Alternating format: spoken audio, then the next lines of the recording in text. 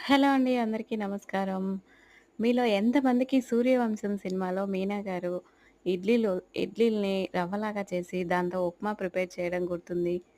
ఎందుకు అని అడుగుతున్నాననుకుంటున్నారా? ఎందుకంటే నేను గూడా ఇప్పుడు అలా ప్రిపేర్ చేస్తున్నాను కాబట్టి. ఏం లేదండి. ఇడ్లీలు ఎప్పుడైనా మిగిలిపోయినప్పుడు అలా ఇడ్లీలే తినాలి అంటే కొంచెం మనకు తినబుద్ధి కాదు కదా!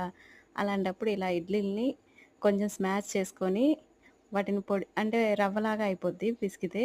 ఆ తర్వాత కడాయి పెట్టేసుకొని దాంట్లో సన్నగా ఎర్రగడ్డ తరిగేసుకొని, పచ్చిమిర్చి, కరివేపాకు ఏసుకొని బాగా ఏపుకోవాలి.